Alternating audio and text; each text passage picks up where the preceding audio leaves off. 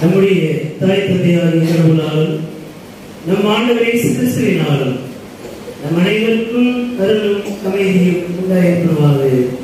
ஆமென். கண்களை மூடி ஆண்டவருக்கு வேண்டிக் கொள்வோம். எல்லா நல்ல ஈவுகளுக்கும் ஊற்றும் காரணமாக இருக்கிற நல்ல ஆண்டவரே, உடைய எல்லையற்ற அன்புக்காக நன்றியோடு புதிகளை தோற்கிறோம். எங்களுடைய எல்லா விருதுகளையும் எங்களை விட்டு அகற்றி எங்களை உடைய சாயலாக மீண்டும் உருவாக்கம் செய்து கொள்ள எங்களுக்காக இந்த உலகத்திற்கு வந்து எங்களுக்காக நம்முடைய உயிரை கொடுத்த எங்கள் ஆண்டவர் இயேசு கிறிஸ்துவினுடைய அந்த உள்ளம், அந்த எண்ணத்தோடு நான் வாழ்வதற்கு ஆவியான வழியாக எங்களுக்கு துணை செய்கிறார்கள். இயேசு இந்த திருப்பெயர் உங்களுக்கு வேண்டுதல் செய்வோம். அன்பின் நல்ல கடவுளே, ஆமென். கிறிஸ்து மாட்சி ஏறின திருநாளுக்கு பின்வரும் 2ஆம் ஞாயிறு என்று சொல்லப்படுகின்ற இந்த நாளிலே படித்து சிந்திக்கும்படியாக முன்குறிக்கப்பட்டுள்ள நற்செய்தி பகுதி தூய லூக்கா எழுதிய நற்செய்தி நூல் 19ஆம் பிரிவு திருவசனங்கள் 1 தொடங்கி 10 வரை அடங்கிய பகுதியை படிக்க அனைவருமே இருந்து கவனமாக கேட்போம். தூய லூக்கா எழுதிய நற்செய்தி நூல் 19ஆம் பிரிவு திருவசனங்கள் 1 தொடங்கி 10 வரை. இயேசு எரிகோவுக்கு சென்று அந்நகர் வழியே போய்க் கொண்டிருந்தார். அங்கு சக்கேயு என்னும் பெயருடைய செல்வர் ஒருவர் இருந்தார். அவர் வரி தண்டுவோருக்கு தலைவர். இயேசு யார் என்று அவர் பார்க்க விரும்பினார். மக்கள் திரளாய் கூடியிருந்ததால் அவரை பார்க்க முடியவில்லை. ஏனெனில் சக்கேயு குட்டையாய் இருந்தார். அவர் முன்னே ஓடிப்போய் அவரை பார்ப்பதற்காக ஒரு காட்டு அத்தி மரத்தில் ஏறிக்கொண்டார். இயேசு அவ்வழியே தான் வரவிருந்தார். இயேசு அந்த இடத்திற்கு வந்தவுடன் அண்ணாந்து பார்த்து அவரிடம், சக்கேயு, விரைவாய் இறங்கி வாரும், இன்று உமது வீட்டில் நான் தங்க வேண்டும் என்றார். அவர் விரைவாய் இறங்கி வந்து மகிழ்ச்சியோடு அவரை வரவேற்றார். இதை கண்ட யாவரும், பாவியிடம் தங்க போயிருக்கிறாரே இவர் என்று முணுமுணுத்தனர். சக்கேயு எழுந்து நின்று, ஆண்டவரே, என் உடைமைகளில் பாதியை ஏழைகளுக்கு கொடுத்து விடுகிறேன். எவர் மீதாவது பொய் குற்றம் சுமத்தி எதையாவது கவர்ந்திருந்தால் நான் அதை 4 மடங்காக திருப்பி கொடுத்து விடுகிறேன் என்று அவரிடம் கூறினார். இயேசு அவரை நோக்கி, இன்று இந்த வீட்டிற்கு மீட்பு உண்டாயிற்று. ஏனெனில் இவரும் ஆபிரகாமின் மகனே.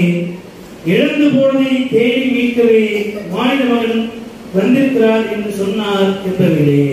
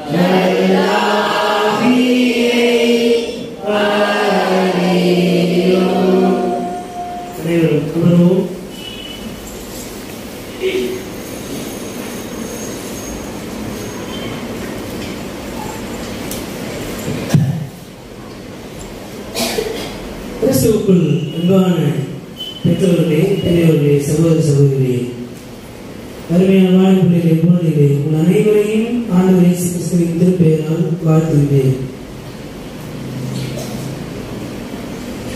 ஜனவரி மாதம் அப்படின்னாலே நிறைய லீவா வந்துருந்தது. மகிழ்ச்சியான ஒரு மாதம். பல்வேறு விதமான பண்டிகை கொண்டாட்டங்களினுடைய மகிழ்ச்சியாக இருக்கக்கூடிய ஒரு நாட்களாக இந்த நாட்கள் அமைந்திருக்கிறது. இந்த நாளிலே இந்த நாளுக்கே உண்டான ஒரு சிறப்பான ஒரு செய்தி தான் அது. இன்னைக்கு என்ன நாள்? பொங்கல். இன்னைக்கு போகி. இன்னைக்கு தானா? நாளைக்கு தான் போகி நினைச்சது. இன்னைக்கு போகி பண்டிகை இல்லையா? போகி தானா? போகி இந்த வார்த்தை சரியா என்னன்னு தெரியல. போக்கி பண்டிகை என்பதுதான் சரியான சொல். போக்கினா துன்பங்கள் போக்கி, துயரங்கள் போக்கி, பழமைகள் போக்கி, புதியவைகளுக்காக ஆயத்தப்படுகின்ற ஒரு நாள். சரிங்களா? பழசெல்லாம் தூக்கி போயிட்டு குப்பையில போட்டு புதியவைகளை எடுத்து பயன்படுத்துவது இல்லையா? இது பண்பாட்டின் அடையாளம். எனவே பொங்கல் கொண்டாடுவதை தவிர்க்கமான கட்டாயம் கிடையாது. விரும்பினால் கொண்டாடலாம், விரும்பாமல் இருந்தால் விட்டுவிடலாம். அது உங்களுடைய விருப்பம். ஆனால் இது it is not a religious festival, it is a cultural celebration. சரியா? பொங்கல் என்பது தமிழர்களுக்கே உரிய பண்டிகை. அதனால் தான் வேறு மாநிலங்களிலே பொங்கல் கொண்டாடப்படுவதில்லை. இதை பார்ப்பனியம் விழுங்குவதற்காக இதுக்கு பேர் என்ன வைப்பாங்க? சூரிய பொங்கல் சொல்லுவாங்க. சூரிய பொங்கல் ஒன்றா கிடையாது. சரிங்களா? பொங்கல் உழவர் திருநாள். உழவர்கள் விவசாயத்தோடு ஒட்டிய ஒரு பண்டிகை தான் பொங்கல். எனவே இது கலாச்சாரத்தினுடைய அடையாளம். அனைவருக்கும் இதை கொண்டாடுவதற்கு உரிமை இருக்கிறது. மகிழ்ச்சியோடு நீங்க என்ன பண்ணலாம்? பொங்கல் மக்களோடு கொண்டாடலாம். அதை என்ன பண்ணிருக்கிறாங்கன்னா, அதில் கொண்டு மஞ்சள் ஏன் பயன்படுத்துறது தெரியுமா? மஞ்சள் அடிப்படையிலே கிருமி நாசினி. எங்கே மக்கள் கூட்டம் அதிகமாக இருக்கிறதோ அங்கே மஞ்சள் தெளிப்பது என்பது நோய் இல்லாத வாழ்வுக்கான ஒரு அடையாளம். அதனால தான் காலையில கடை திறப்பு என்ன பண்றாங்க? நிறைய கஸ்டமர் வருவாங்க. வியாபாரத்துல நிறைய மக்கள் வந்து போகின்ற இடம் கடை. அதனால முன்னாள் என்ன பண்றாங்க? சாணம் தெளிச்சு மஞ்சள் தெளிக்கிறாங்க. இப்ப எல்லாம் டைல்ஸ் இதெல்லாம் மாறி போயிருந்தால வெறும் தண்ணி அடிச்சுட்டு கொஞ்சம் என்ன பண்றாங்க? மஞ்சள் தெளிக்கிறாங்க. மஞ்சள் நோய் நீக்கி நோய் தடுப்பாட்டு உடைய ஒரு முக்கியமான மூலிகை பொருள். அதனால்தான் பண்டிகை நேரத்தில் நிறைய உறவுகள் வீட்டுக்கு வந்து போவாங்க. வெளியூர்ல இருந்து சொந்தக்காரங்க என்ன பண்ணுவாங்க? வருவாங்க. அந்த நாட்கள்ல ஒருவேளை இப்ப மருத்துவம் வளர்ந்து விட்டது. மருத்துவம் வளர்வதற்கு முன்பாக காலரா, மஞ்சள் காமாலை, அப்புறம் இந்த மலேரியா இப்படிப்பட்ட நோய்கள்லாம் அதிகமா இருக்கும் இல்லையா? நமக்கு முந்தின தலைமுறையில மக்கள் தொகை கம்மியா இருந்தது காரணம் மருத்துவம் வளராம இருந்தது. அப்ப என்ன பண்ணாங்க? நிறைய மலேரியா, டெங்கு, காலரா இந்த மாதிரி பிரச்சனைகள் நிறைய இருந்த ஒரு காலம். அப்போ என்ன பண்றாங்க? மஞ்சள் சாணம் தெரிப்பது, மஞ்சள் தெரிப்பது இதெல்லாம் ஒரு வழக்கமாக கொண்டிருக்கிறார். இது நம்முடைய முன்னோர்களுடைய பண்பாடு. அவர்களுக்கே உரித்தான மருத்துவ அறிவு. சரிங்களா? எனவேதான் மஞ்சள் வைக்கிறோம். நம்ம என்ன பண்ணாங்கன்னா இதெல்லாம் நேரம் கொண்டு போய் சிறப்ப சொல்லிட்டாங்க. அதனால என்ன ஆயிடுச்சு? பொங்கல்னா இதெல்லாம் மாற்று சமயத்தினருடைய பண்டிகை போல என்ன இருந்தது? அப்படிலாம் இல்லை. இது தமிழர்களுக்கான பண்டிகை. நம்ம மொழியில சொல்லணும்னா திஸ் இஸ் ஹார்வெஸ்ட் ஃபெஸ்டிவல். சரிங்களா? அறுவடை பண்டிகை. நம்ம யாரும் விவசாயம் பண்றதுக்கான சூழல் இல்லை. என்னன்னா நிலம் நம்ம கையில இல்லை. நிலம் நம்ம கையில இருந்தா நம்முடைய நிலம், நம்முடைய நிலத்துல விளைந்த பொருளை எடுத்து முதல் பொருளை காணிக்கை வைக்கிறது. அல்லது அதிலே அரிசி குட்டி என்ன பண்ணுவான்? நெல்லை குட்டி அரிசி ஆக்கி புது அரிசியில பொங்கல் வைப்பான். நிலம் நம்ம கிட்ட இல்லாததுனால பொங்கல் பண்டிகை நம்ம பண்டிகை இல்லைன்ற எண்ணத்துக்கு நாம் தரப்பட்டுள்ளோம். சரிங்களா? நில உரிமை உடையவங்க என்ன பண்றாங்க? சாதிய வர்க்கத்தில் இருக்கிறதுனால பொங்கல் அவர்களுக்கான பண்டிகையாக பார்க்கப்படுகிறது என்ற புரிதலை நாம் உருவாக்கி கொண்டு இந்த நாளிலே இந்த 4 நாட்கள் பொங்கல் பண்டிகையை மனநம்பியமா மகிழ்ச்சியோடு உறவுகளோடு இணைந்து கொண்டாடக்கூடிய முதல்ல இந்த நற்செய்தி உங்களோடு பகிர்ந்து. சரி, போக்கி பண்டிகை. இன்னைக்கு போக்கி பண்டிகை. எண்ணத்தை போக்கணும். செகேவின் மூலமாக போக்கி பண்டிகைக்கான நற்செய்தி என்ன அப்படின்றத இன்னைக்கு செய்தி. சரிங்களா? முதல்ல இந்த 4 பகுதிகளையும் நாம் கூர்ந்து கவனித்தோமா, உடன்படிக்கை உறவு என்பதுதான் அடிப்படையான நற்செய்தி. திருமண உறவு என்பதை அடித்தளமாக கொண்டு இந்த 4 திருமண பகுதிகள் அமைந்திருப்பதை நீங்கள் உணர முடியும். ஆதியாகமம் 1ஆம் அதிகாரம் 26 முதல் 31 வசனங்களில் உள்ள இருக்கிற செய்தினா, கடவுள் மனிதரை தம்முடைய சாயலாக படைத்தார். அது ஒரு செய்தி. படைத்து எல்லா படைப்புகளையும் மனிதர் ஆண்டு கொள்ளும்படிக்கு எல்லா படைப்புகளையும் மனிதனுடைய அதிகாரத்துக்கு ஒப்பு கொடுத்தார். அதை பண்படுத்தவும் பாதுகாக்கவும் பயன்படுத்திக் கொள்ளவும் தான் கொடுத்தார். நம்ம என்ன பண்ணிட்டு இருக்கோம்? கூடுதலா போய் அழிக்கின்ற வேலையை செய்து கொண்டிருக்கிறோம். அப்ப அழிக்கிற வேலையை நான் நம்மகிட்ட கொடுக்கல. அப்ப மாட்டுக்கறி சாப்பிடாம வேணாம் அப்படின்னா, எல்லா படைப்புகளையும் கடவுள் படைக்கிற போது ஒரு உயிர் இன்னொரு உயிரை சார்ந்திருக்கும்படிதான் படைத்திருக்கிறார். வீணாக்குவதற்காக என்ன பண்ணக்கூடாது? ஒரு உயிரை கொலை செய்கின்ற அதிகாரம் யாருமே கிடையாது. கால்நடைகளையும் உயிரினங்களையும் ஆண்டவர் உணவுக்காக தான் படைத்தார். நீங்க சயின்டிபிக்கல் அப்ரோச்ல போனோம்னா, ஒரு மாட்டை ஏன் வளர்க்குறோம்? பயிர் கருதுன்றதுனால தான் வளர்க்குறோம். இல்லைன்னா பால் கறக்கக்கூடாது, கறியும் சாப்பிடக்கூடாது அப்படின்னா மாடு வளர்ப்பீங்களா? விற்கவும் கூடாது, கறக்கவும் கூடாது. எப்படி வந்து வளர முடியும்? யாருமே என்ன பண்ண மாட்டாங்க. இப்போ வந்து ஒரு குறிப்பிட்ட அதாவது மாடு பெய்யுதுன்னே ஒரு சேனையை வச்சுக்கிறான். இந்த தமிழ் மண்ணில் மாடு வளர்க்குறாங்க, விற்காமலே இருக்காங்க. 100 ஆடு 100 மாடு இங்கே நம்ம ரோட்டில் நடக்குது இல்லையா? அவங்களாம் விற்காமலே இருக்கிறாங்க. விற்கிறாங்க காசு இல்லை. எதுக்கு விற்கிறாங்க? வாங்கி போறவங்க பூஜையை போட்டுருக்காங்க. என்ன தேவை? சொல்லுங்க. கறியாக தான் வாங்கி போறாங்க, சாப்பிட்றதுக்காக தான் வாங்கி போறாங்க. இந்த யதார்த்தத்தை சொல்றதுக்கு பயப்படுறோம் பார்த்தீங்களா? அதுவே கடவுள் கேட்கிற நம்ம செய்யற பாவம் தான். ஏன் பயப்பட தெரியுமா? மாட்டை அறுத்துன்னு சொன்னோம்னாக்கா உடனே ஒருத்தன் வந்து என்ன பண்ணுவான்? பசு வகைன்னு சொல்லி நம்மளை அடிப்பான்னு நினைக்கிறோம். அந்த பையன் அவனுக்கு மூலதனம். சரிங்களா? கடவுள் எல்லாவற்றையும் படைத்து ஆண்டு கொள்ளும்படி கொடுத்தார். ஒரு இனத்தை அழித்து விடக்கூடாது என்பதைத்தான் அந்த ஈக்குவல் ஜஸ்டிஸ் என்பது இருக்குது. அந்த மாட்டு இனத்தையே அழிச்சுன்னு நினைக்கிறது. சரிங்களா? இந்த ஆடு இனத்தையே அழிச்சுன்னு நினைக்கிறது. அதுதான் பாவம். பயன்படுத்திக் கொண்டு இனவிருத்தி செய்து கொண்டே இருக்கின்ற போதுதான் அது பயன்படுத்திக் கொள்ளவும் முடியும் இல்லையா? இப்ப இது படைப்புக்கும் நமக்குமான உடன்படிக்கை உறவு. கணவன் மனைவி உறவை குறித்து ஆண்டவர் சொல்லுகிறார். கணவன் மனைவி உறவை ஏற்படுத்தி ஒரு புதிய தலைமுறையை உருவாக்கணும்னு சொல்றாரு.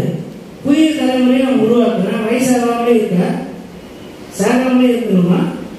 அப்போ இறப்பு என்பது எல்லா படைப்புக்கும் நியமிக்கப்பட்ட ஒன்று. நாம் கடவுளின் நோக்கத்தை நிறைவேற்றும்படியாக நம்முடைய வாழ்வை வாழ வேண்டும். அந்த கடவுளின் வார்த்தையின்படி வாழ்வதில் தான் அந்த உடன்படிக்கை உறவு அமைந்திருக்கிறது. அப்போ படைப்புகளோடு இசைந்து வாழுங்கள், கணவன் மனைவியாக இணைந்து தலைமுறைகளை உருவாக்குங்கள்.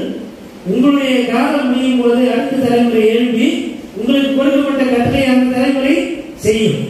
அதை செய்வதற்கு அந்த தலைமுறை என்ன பண்ணா? பக்குவப்படுத்தி கடவுளின் வார்த்தையினாலே மாற்றப்படுத்த வேண்டும். உடன்படிக்கை உறவிலே நாம் நிலைத்திருப்பதற்கு இந்த நாளிலே முதலாவது அழைக்கப்படுகிறோம். கணவன் மனைவி உறவு, திருமண உறவு, குடும்ப வாழ்வு.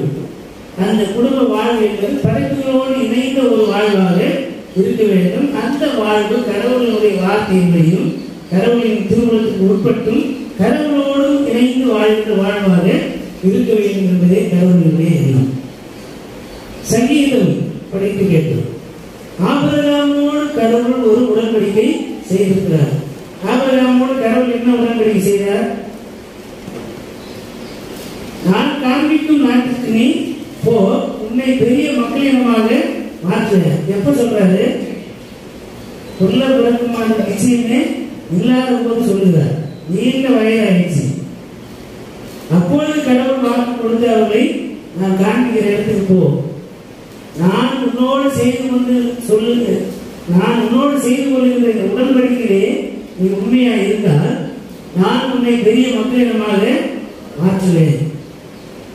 எந்த விதமான எதிர்ப்பும் மறுப்பும் ஆராய்ச்சியும் பண்ணாம கடவுளின் வார்த்தை கீழ்ப்படிந்து ஆபிரகாமும் சாராவும் போனார்கள்.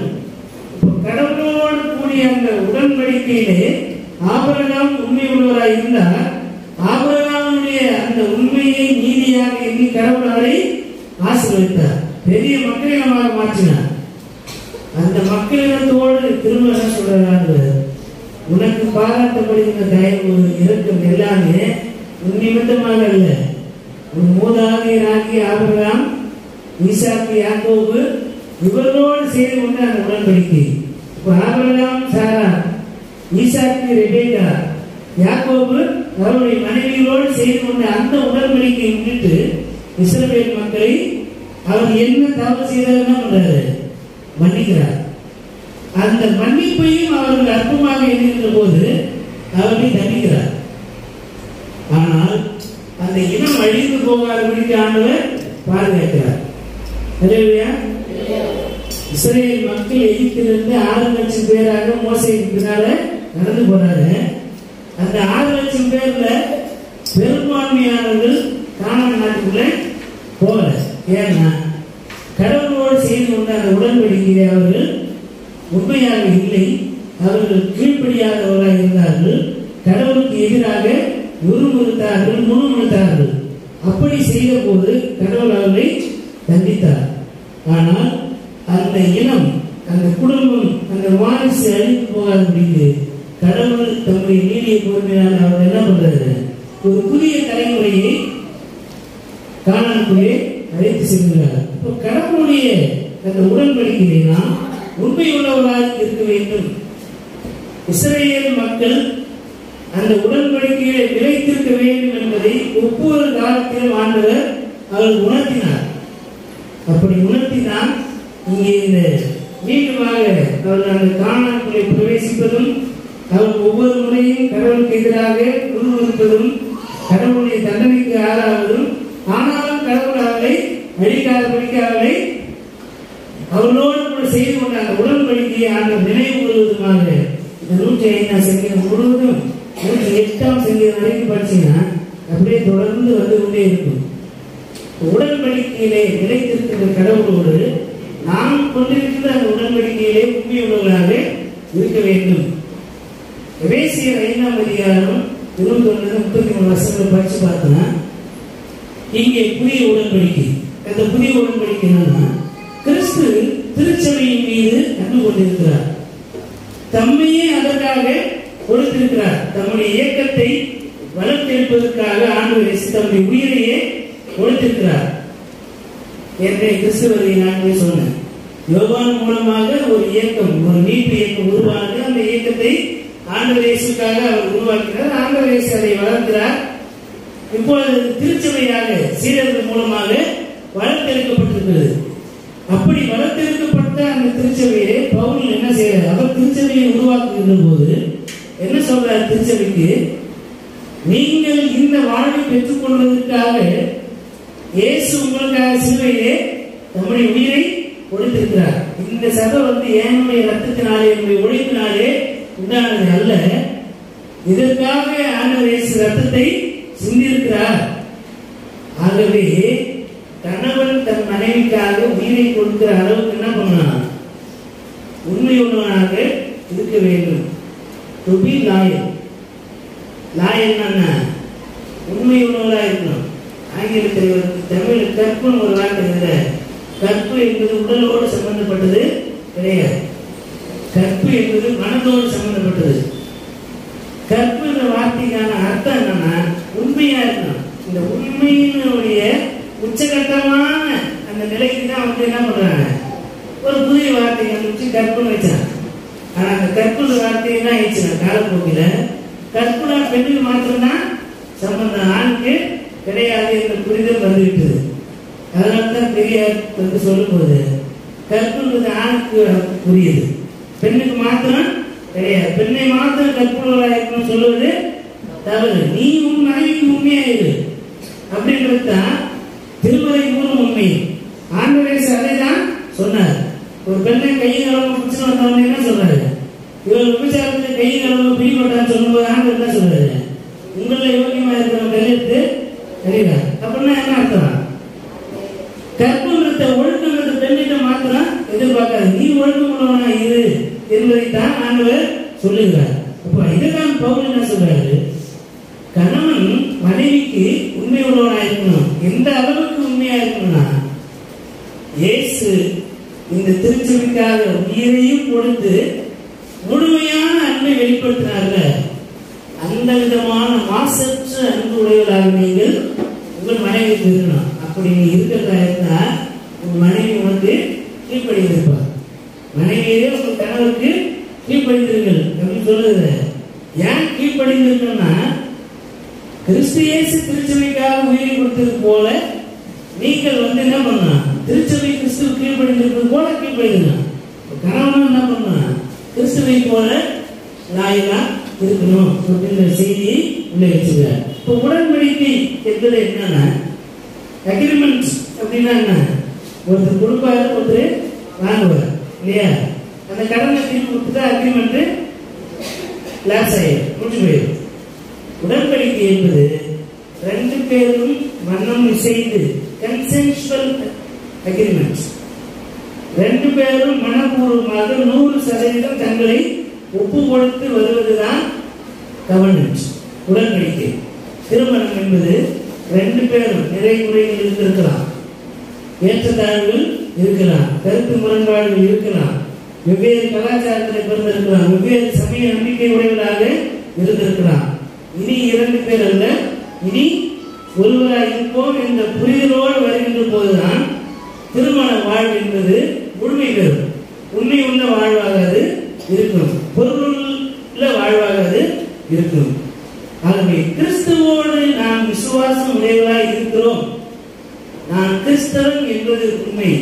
ஆனால் நான் கிறிஸ்துவை போலவே இருக்க வேண்டும். கிறிஸ்துவிலே நான் முழுமையாக ஊன்ற கட்டப்பட்டவனாக இருக்க வேண்டும். கிறிஸ்துவனுடைய குணாதிசயங்கள் பண்பு நலன்கள் என்னிலே இருக்க வேண்டும். அப்போதுதான் நான் கிறிஸ்தவன் என்பது பொருளுள்ளதாக இருக்கும். இப்போ கடவுளோடு கூடிய அந்த உடன்படிக்கை உறவு என்பது உண்மையுள்ளதாக இருக்க வேண்டும். அவர் எனக்கு செவிசாய்க்க வேண்டும், அவர் நான் கேட்கறதெல்லாம் தரணும், என்னுடைய தேவைகளெல்லாம் அவர் பூர்த்தி செய்யணும். இது எல்லா எதிர்பார்ப்பும் நமக்கு இருக்குமேயானால் அவருடைய எதிர்பார்ப்பின்படி நாம் வாழ்வதற்கு நம்மை ஒப்புக் கொடுக்க வேண்டும். அதுதான் ஆண்டவர் நம்மிடத்திலே எதிர்பார்க்கிறார். கடந்த காலத்தினுடைய உடன்படிக்கை உறவிலே நாம் குறைவுள்ளவர்களாக இருந்திருக்கலாம், சில நேரங்களில் வழி தப்பி போயிருக்கலாம், தவறுகள் செய்திருக்கலாம். அது உடல் ரீதியாக, மன ரீதியாக, உளவியல் ரீதியாக, வார்த்தையின் மூலமாக ஏதாவது ஒரு நிலையிலே நான் எனக்கும் என்னுடைய உடன்படிக்கையினுடைய உறவிலே இருக்கின்ற மனைவிக்கும் ஆண்களுக்கும் உண்மை இல்லாதவர்களாக இருந்திருக்கலாம். ஆனால் இனி நான் என்ன செய்ய போகிறேன், அதுதான் the future plan of Zacchaeus. சக்கேயுடைய எதிர்கால திட்டம் என்ன சொல்ல வருகிறது அப்படின்னா, இனி நான் உடன்படிக்கை உறவிலே உண்மையுள்ளவனாக இருப்பேன். அல்லேலூயா, அல்லேலூயா. இயேசுவை காண விரும்புகிறார். ஒரு வரி வசூலிக்கின்றவராக இருக்கிறார். வரி வசூலிக்கிறா அதாவது என்னது, 10 பேர்ல ஒரு ஆள் கிடையாது.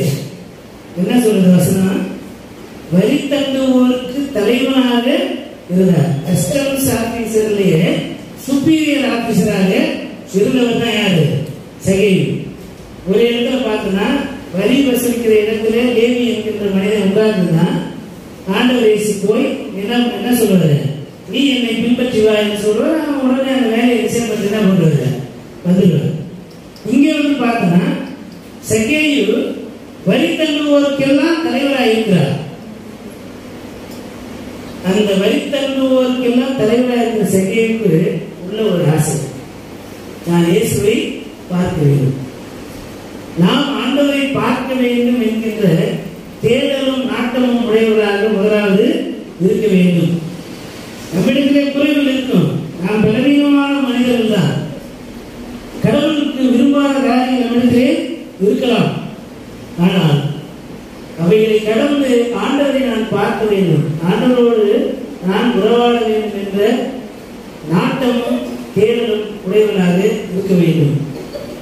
சகேயு ஆண்டவரை பார்க்க விரும்புகிறார், ஆண்டவர் அவரோடு தங்க விரும்புகிறார். இல்லையா? பார்த்தா போதும், தூரத்திலிருந்து பார்த்துட்டா போதும் அப்படின்னு நினைக்கிற சகேயு அப்படி பார்க்க விரும்பியவரோடு வாழ்வதற்கே இறங்கி வருகின்ற ஆண்டவர். சகேயுவே இறங்கி வா, நான் உன் வீட்டிலே தங்க வேண்டும் என்று சொல்லி சகேயுவோடு போகிறார். அங்கே இன்னொரு கூட்டம் இருக்குது, முறுப்பு இருக்குது. இவர் பாவிகளோடு தங்க போகிறார். சொல்றவனா யாரு? உலக மகா யோகியனா இருப்பான் இல்லையா? மற்றவர்களை குற்றவாளிகளுக்கு தீர்க்காதிருக்கிற அப்போது குற்றவாளிகளுக்கு தீர்க்கப்பட மாட்டீர்கள். இப்படி எப்பொழுதுமே இயேசுவிடத்திலே குற்றம் காண்பது அல்லது மற்ற மனிதர்களை வந்து குறைத்து மதிப்பிடுவது, இப்படிப்பட்ட சமூகம் இருந்து கொண்டுதான் இருக்கும். ஆனால் அவற்றையெல்லாம் பொருட்படுத்தாமல் தம்மை காண விரும்பிய சகேயுடைய வீட்டுக்கு ஆண்டவர் போனார். இப்ப நாம் பாவிகளாக இருந்தாலும் நம்மோடு வாழ்வதற்கு ஆண்டவர் திறந்த மனதும் விருப்பம் உடையவராக இருக்கிறார். அவரை என் வீட்டில் என் உள்ளத்திலே தங்க வைப்பதற்கு எனக்கு விருப்பம் இருக்குதா அப்படின்றதுதான் நம்ம இடத்துல வைக்கப்படுகிற கேள்வி. ஆண்டவர் இயேசு அங்கே போகிறார். இவர்களெல்லாம் இவ்வளவு முறுமுறுப்பும் செய்கின்ற போது ஆண்டவர் என்ன பண்ணிடலாம்? ஒரு மெஜாரிட்டியான கூட்டம் இதை சரியில்லைன்னு சொன்னா நம்ம என்ன செய்வோம்? என்ன செய்யறோம் சொல்லுங்க? ஒரு கூட்டமே சேர்ந்து ஒருத்தனை இவன் சரியில்லை அப்படின்னு சொன்னா என்ன செய்வோம்? ஊரோட ஒத்து போவோம். நம்மளும் சேர்ந்து கூட்டமா சேர்ந்து ஆமா இவன் சரியில்லைன்னு சொல்லிட்டு போவோம். செய்யறோமா இல்லையா? மெஜாரிட்டி இருக்கிறதுனாலே ஒருத்தன் நல்லவன் கிடையாது. இல்ல, மெஜாரிட்டி சொல்றதுக்கு தான் சரி என்று நாம் ஏற்றுக்கொள்வது முதலாவது கடவுளின் பார்வையே தவறு. கடவுளுடைய நீதியின் பார்வையில நாம் என்ன பண்ண எல்லாத்தையும் பார்ப்பதற்கு நாம் துணிவுள்ளவராக இருக்க கடவுளின் அருளை நாடுகின்ற மக்களாக இருக்க வேண்டும். இப்ப இவ்வளவு பேர் திரளான மக்கள் வந்து இவர் பாவியோடு தக்க போக சொன்ன உடனே ஐயோ எல்லாரும் வந்து கூட சேரக்கூடாது, நம்ம சேரக்கூடாதுன்னு ஆண்டவர் ஒதுக்கி போல தன்னை காண விரும்பிய அந்த ஒரு மனிதனுடைய விருப்பத்திற்காக அவருடைய வீட்டுக்கு போகிறார். ஆண்டவர் வந்த உடனே என்ன பண்ணுறாங்க? ஆண்டவரே என்னுடைய செல்வத்தில் பாதி என்ன பண்ற ஏழைகளுக்கு கொடுத்துற 50% என்ன பண்ற ஆண்டவத்தை ஒப்புப்படுத்துறான். திரும்ப சொல்றேன், யார் இருக்கிறாவது போய் குற்றம் சாட்டி நான் எதையா வாங்கியிருக்கேன் அதனால தனியா திரும்பி கொடுத்துருவேன். அதுக்கு அர்த்தம் தெரியுமா? 10 ரூபாய் தான் வரியா இருக்கும். நீ மேற்கொண்டு 10 ரூபாய் கொடுத்தாதான் அவனுக்கு ரசீது போடணும், இல்லைன்னா போட முடியாது. இப்படி வந்து 10 ரூபாயா 1000 பேருக்கு வேணா என்னாச்சு 10,000 ரூபாய் ஆச்சு லஞ்சம் இல்லையா? இப்ப அப்படி யாருக்காவது நான் அநியாயமாக வாங்கியிருந்தா அதையும் நான் என்ன பண்றேன் கொடுத்துறேன். அங்கேதான் சகேயுடைய மனத்திருந்தல் இருந்தது. செல்வத்தை பகிர்தல் என்பது ஆண்டவருடைய விருப்பத்தை அறிந்து செயல்படுகிறார். அதோடு கூட தன் பாவங்களை ஆண்டவர் முன்பாக அறிக்கை செய்வதனுடைய அடையாளமாக எவரிடமாவது நான் வாங்கியிருந்தா அதை என்ன பண்ணிடுறேன், நாளத்தனையா திரும்பி கொடுத்துற சாமி அப்படின்னு சொன்ன உடனே ஆண்டவர் சொல்றார், இன்றைக்கு இந்த வீட்டுக்கு இணைப்பு வந்தது. அப்போ மெஜாரிட்டி என்ன சொல்லுன்றதை ஆண்டவர் பொருட்படுத்துவது கிடையாது. நம்மிடத்திலே என்னிடத்திலே நீதி இருக்குதா, நான் கடவுளுடைய விருப்பத்தை நாடுகின்றவனாக இருக்கிறேனா? இன்னொரு ஊரே என்னை பார்த்து வசதி சொன்னாலும் ஆண்டவர் என்னை ஒருபோதும் விட மாட்டார். எப்ப தெரியுமா? நான் ஆண்டவருக்கு உகந்தவனாக நடந்து கொண்டிருந்த போது ஆண்டவர் என் சார்பில் இருப்பார். எத்தனை பேர் எதிர்த்து வந்தாலும் சரி. அப்போ இதன் மூலமாக நான் இந்த திருமலை சொல்லுகிற செய்தி, நீங்க தனிமைப்படுத்தப்பட்டிருக்கிறீங்களா? தனியா இருக்கிறீங்களா? இல்ல இந்த ஊரை புறக்கணிக்கிறா? நீங்க நேர்மையா இருக்கிறாங்க உங்களை இந்த ஊர் புறக்கணிக்கிறா?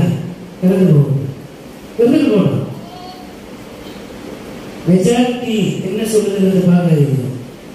கடவுள் என்ன சொல்றாரு மாத்திரம் பார்த்து கற்றுக்கொள்ள வேண்டும். ஏன்னா ஆண்டவருடைய பார்வையில மெஜாரிட்டி முக்கியம் இல்லை, ஒவ்வொரு இண்டிவிஜுவலும் எப்படி இருக்கிறாங்கதான் முக்கியம். இழந்து போனதை தேடவும் மீட்கவும் ஆண்டவர் இந்த உலகத்துக்கு வந்திருக்கிறார். தங்களை தாங்களே நீதிமான்கள் என்று எண்ணிக்கொள்ளுகிறவர்களை அல்ல, பாவிகளை ரட்சிப்பதற்காக இந்த உலகத்தில் நான் வந்திருக்கிறேன். இதுதான் ஆண்டவருடைய வருகையினுடைய நோக்கம். அப்படி நாம் தனி மனித வாழ்விலே என்னுடைய பாவங்களை நான் அறிக்கை செய்து விட்டுவிட்டவராக என்னை நான் ஆண்டவருக்கு ஒப்பு கொடுத்து அவர் என்னோடு கூட செய்து கொண்டிருக்கிற அந்த உடன்படிக்கை உறவுக்கு என்னை தகுதி உள்ளவராக்கும்படிக்கு நான் மனம் திரும்புகிற போது ஆண்டவர் என்னை சுமந்து கொள்கிறார். அல்லேலூயா, அல்லேலூயா. அவர் எனக்கு உண்மையுள்ளவராயிருக்கிறார். அவர் என்னை அரவணைத்துக் கொள்கின்றவராயிருக்கிறார். அவர் எனக்கு போதுமானவராயிருக்கிறார். இந்த புரிதலோடு நம்மை நாம் ஆண்டவரிலே ஒப்பு கொடுக்க நினைக்கப்படுகிறோம். ஆகவே உடன்படிக்கை உறவிலே நாம் நிலைத்திருப்பதற்கு ஆண்டவருடைய அருளை நாடுகின்ற மக்களாக நம்மை நாம் ஒப்பு கொடுக்கிற போது கடவுள் தம்முடைய ஆவியானவரையாக நம்மை உடன்படிக்கை உறவிலே நிலைத்திருப்பு செய்கிறவராக இருக்கிறார். ஆகவே நாம் கிறிஸ்துவை மையப்படுத்தின ஒரு வாழ்வை வாழ்வதற்கு அழைக்கப்படும். குடும்பமா, கணவன் மனைவி உறவா, குடும்பத்திற்குள்ளே கிறிஸ்துவை மையமாக வைத்து நம்முடைய குடும்ப வாழ்வை நடத்த வேண்டும். பணித்தவமா, நம்ம வேலை செய்கிற இடமா, அந்த இடத்திலே ஆண்டவர் என்னோடு இருக்கிறார். அவர் என்னிடத்தில் நேர்மையை எதிர்பார்க்கிறார். நான் நீதியுள்ளவனாக இருக்க வேண்டும் என்பதை ஆண்டவர் விரும்புகிறார். நான் லஞ்சம் வாங்காமல் நேர்மையான பணியாளனாக இருந்து கடவுள் கொடுக்கின்ற ஆசீர்வாதங்களிலே மனநிறைவு கொள்கிறேனா, அதிலே ஆண்டவர் மகிமைப்படுகிறார். எதை செய்தாலும் ஆண்டவருடைய மகிமைக்கென்று நாம் செய்கிற போது ஆண்டவர் நம்மோடு செய்து கொண்டிருந்த உடன்படிக்கையிலே நீங்கள் என்னிடம் நான் உங்களிடம் நிலைத்திருந்தால் நீங்கள் மிகுந்த கனிகளை கொடுப்பீர்கள் சொல்றாரு. ஆகவே நாம் ஆண்டவரை அந்த உடன்படிக்கையை நிலைத்திருக்கின்ற போது நாம் பெரும் வாழ்வை, பேர் வாழ்வை, சீர் நிறைந்த வாழ்வை வாழ்வதற்கு எல்லா விதமான நன்மையினாலும் ஆசீர்வாதங்களால் நிறைத்து வாழ்வதற்கு ஆண்டவர் மனவராயிருக்கிறார். போதும் என்ற மனதோடு உண்மையும் உத்தரவாதத்துவம் நிறைந்த மனிதர்களாக நாம் வாழ்கிற போது ஆண்டவர் நமக்கு நிறைவான ஆசீர்வாதம் தருவதற்கு வல்லவராயிருக்கிறார். ஏழைகளோடு செல்வத்தை பகிர்வோம். ஏழைகளிடத்திலிருந்து எந்த விதத்திலும் நாம் அநீதியான முறையில் எதையும் பெற்றுக்கொள்ள முயற்சிக்காமல் அதிக லாபம் தேடுகின்றவர்களாக இராமல் நமக்கு கொடுக்கப்பட்ட பணியை செய்து அந்த நாம் கிடைக்கப்பெறுகிற ஊதியத்திலே மனநிலையை கொண்டு வாழ்கிற போது ஆண்டவருடைய பெயர் அங்கே மாற்றி பெறுகிறது. அப்படிப்பட்ட ஒரு உண்மையுள்ள ஒரு வாழ்வு வாழ்வோம். அதுதான் கிறிஸ்து மகிமை விளங்கின இந்த நாட்களுக்கான செய்தி. அப்போ நம்முடைய வாழ்வும், நம்முடைய நடத்தையும், நம்முடைய சிந்தனைகளும், செயல்களும், பேச்சும் கிறிஸ்துவை மகிமைப்படுத்துகிறதா என்பதை மாத்திரம் மனதில் வைத்து நம்மை நாம் ஆண்டவத்தில் ஒப்புக் கொடுப்போம். இறந்து போன தேடவும் மீட்கவே ஆண்டவர் வந்திருக்கிறார். இறந்து போன நம்முடைய அந்த கடவுளின் சாயல் இருக்கிற அந்த சாயலை மீட்டுருவாங்க செய்வதற்கு நம்மிடத்திலே இருக்கின்ற அந்த பழைய மனிதன், அழுக்கு நிறைந்த மனிதன், பாவம் நிறைந்த மனிதன், ஒழுக்கம் இல்லாத மனிதன், இந்த மனிதனை புறந்தள்ளி போக்கி புதிய மனிதனை என்ன பண்ணா வெளிப்படுத்துகின்ற மக்களால் உள்ளார்ந்த மனிதன், இன்னர் ஹியூமன், உள்ளார்ந்த மனிதனாக கிறிஸ்துவின் சாயலை அணிந்து கொள்ள பழைய வாழ்வை புறந்தள்ளுவோம். கிறிஸ்துவுக்கு ஏற்ற புதிய வாழ்வை தெரிந்து கொள்வோம். கடவுள் நம்மை ஆசீர்வதித்து வழிநடத்துவாராக. ஆமென். பிறக்கின்ற இந்த தமிழ் திருநாள் அனைத்து தமிழர் வாழ்விலும் வளம் நிறைந்த நாட்களாக உள்ளது. பிற சமய மக்களுடைய நம்பிக்கை இது ஒரு பழைய ஆண்டுதான். இது அதாவது அவங்க சொல்லும்போது என்ன சொல்றாங்க, தீட்டு கைவிட்டு சொல்றாங்க. அப்படி இல்லை, முடிந்தது ஒரு ஆண்டு முடிகிறது, ஒரு புதிய வருஷம்புறா என்ன எல்லாமே கஷ்டத்தையாக அனுபவிச்சுக்கலாம். அப்படி ஒன்றும் இல்லை. கடந்த காலங்களிலும் ஆண்டவர் நன்மைகளை நிறைத்திருக்கிறார். அது ஏற்கின்ற குறைவுகளை அகற்றி புதிய இலக்குகளை நோக்கி புதிய பயணத்தை மேற்கொள்கின்ற மக்களாயிருக்கும் கடவுள் நம்மை வழிநடத்தி காத்துக் கொள்வார். பிறக்கின்ற புதிய இந்த தமிழர் திருநாள் பண்டிகையினுடைய நாட்கள் உண்மையாகவே எளிமையான விவசாயத்தை நம்பி வாழ்கின்ற மக்களுக்கு ஆசீர்வாதமான ஒரு காலங்கள் இருப்பதற்கு கடவுளை ஆசீர்வதிக்க வேண்டும் என்று கடவுளின் பெயரை வாழ்கிறேன். கடவுள் நம்மை ஆசீர்வதித்து காப்பாராக. ஆமென். கண்களை மூடி ஆண்டவருக்கு வேண்டிக்கொள்வோம்.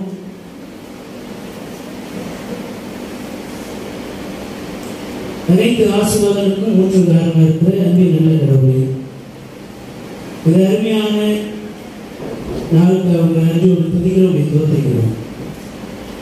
எங்களுடைய ஆளுமைக்குள்ளாக இருக்கின்ற பழைய மனிதனை நான் கலைந்து போட்டு புதிய மனிதனை தரித்துக் கொள்ள ஆண்டவர்களுக்கு உதவி செய்ய வேண்டும் என்பது அன்பத்தில் கொண்டாடுகிறோம். இப்பொழுது நம்முடைய வார்த்தைகளால் எங்களை நினைத்திருக்கு.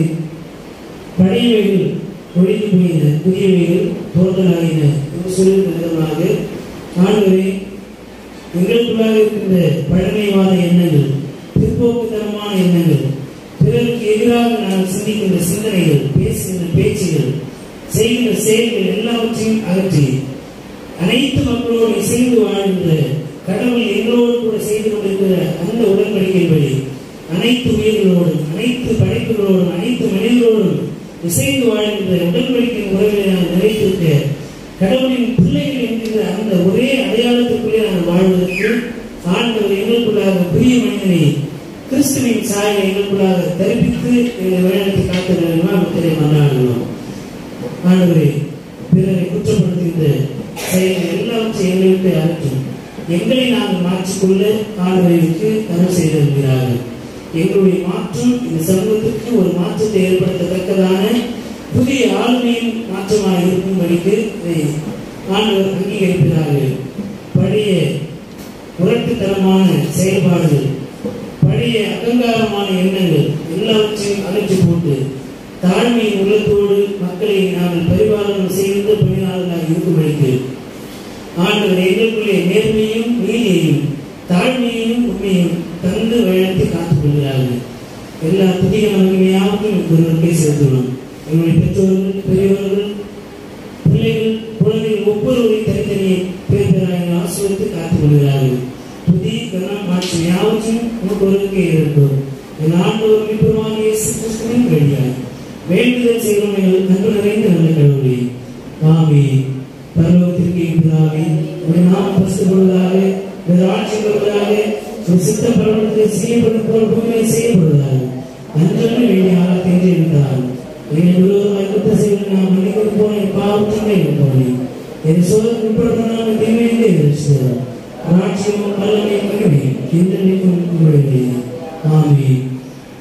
அனைத்து ஆற்றல் நிறைந்த நம்முடைய தாயின் தந்தையுமாகிய கடவுளுடைய அருளும் நம்முடைய ஆண்டவர் மீட்புமாக இயேசு கிறிஸ்துவின் அருளும் அமைதியும் தூய ஆவியானவருடைய வல்லமையுள்ள பாதுகாப்பு பராமரிப்பும் மாறாதிருத்தியுடன் உறவும் ஐக்கியமும் வாழ்த்தலும் இன்று எல்லா காலம் அனைவரும் நீடித்து நிலைத்திருந்து வழிநடத்தி காப்பனவாக.